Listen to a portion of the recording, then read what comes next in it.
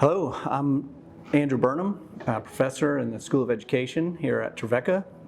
Been here for 10 years and it's been quite a journey. Very excited to share part of my story this morning.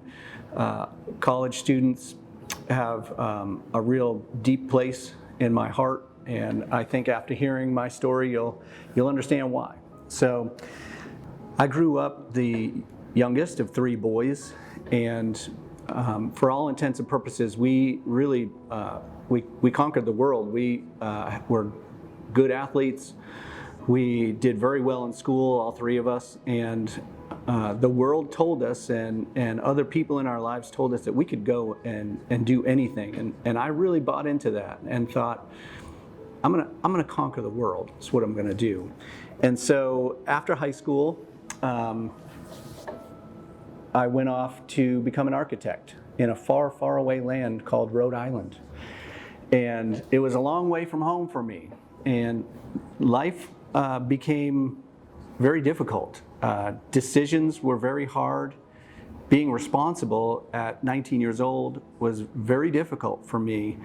And I didn't know how to handle that responsibility.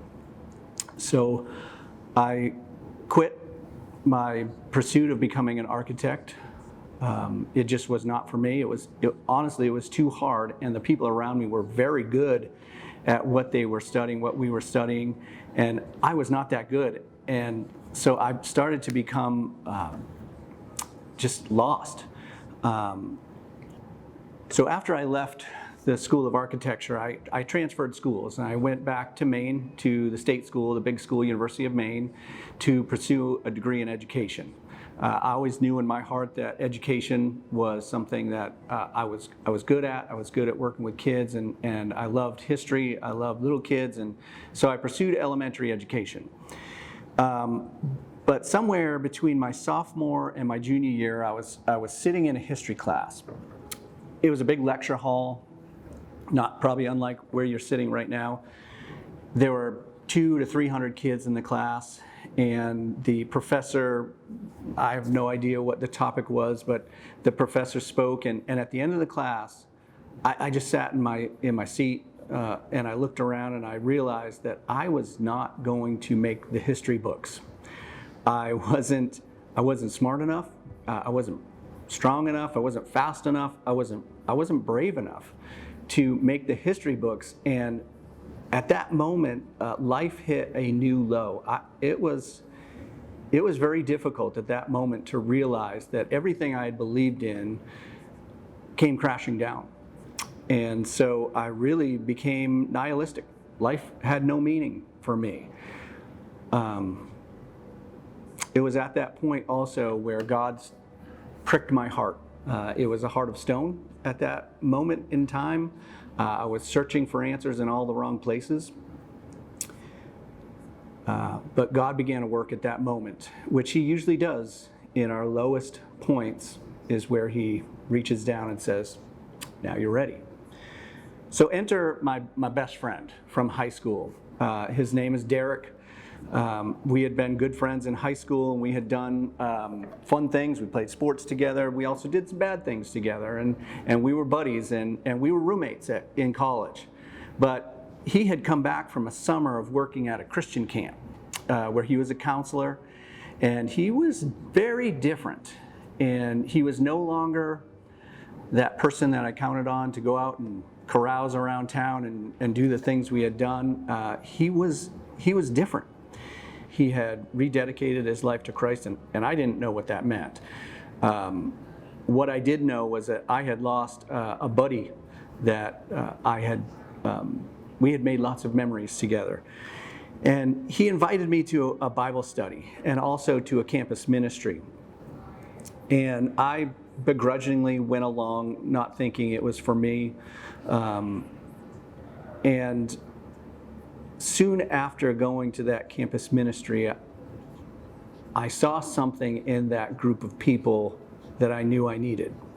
And I couldn't quite put my finger on what it was that they had until probably 6 months or 8 months of going to the ministry, to listen to the talks, to hear people sing. And finally, God revealed it to me. They had something called joy, and they had something called hope. Two things that were very foreign to me. So at 21 years old, I dedicated my life to Christ. He changed me from the inside out. Not to say that I became perfect right away, but I certainly began living a life that I could see a future. It didn't matter if I was going to make the history books or not. What mattered was that I was saved, and I understood what grace was, and it was awesome. So soon after this, my senior year, I met a pretty girl, and her name is Christy. And she also loved Jesus. She grew up in a Christian home, and the two of us decided that we were gonna get married even before I graduated from college. And we got married, and we started a life together. And I graduated and started teaching school right away. I worked with kids with severe mental and physical disabilities at a residential school in Massachusetts. And life was tough, but life was grand. We had no money, but it didn't matter. A date night for us consisted of going to the Chinese restaurant and getting some fried rice. That was a night out, but it was awesome. And our life began to grow together. We found a great church. Our 3 kids came along, Ashley, Matthew, and Sarah. And I found that I had this real passion for kids with special needs. And the school I was working at offered to pay for a master's degree, and of course I jumped on it, and I received a master's degree in special education. And I think at that point is where I really rolled into what my calling for my life was to work with some of those most difficult kids in schools. And I often tell people, you want proof that God exists? Well, explain how an angry and even sometimes violent young man like myself could be changed to work with some of the most difficult kids that demand a ton of patience. And so that's proof to me that God exists, and you can see where He changed my heart. So how does my commitment to Jesus, my relationship with Jesus, shape what it is that I do? I went on and had a great career in education, 17 years of working at all levels. I worked high school, middle school, residential school, and also most recently I worked with elementary age kids. And it was fulfilling, and then I happened to be in the right place at the right time. And I was offered a position here at Trevecca. And it was a difficult decision to leave the public school, but the right decision, and I'm just so happy to be here. And so here I am working with undergraduates and master's level students, preparing them to work with kids with special needs. And the first thing I tell them is that their filter for these kids needs to be through the eyes of Jesus. We need to see that they're created maybe a little differently than the rest of us.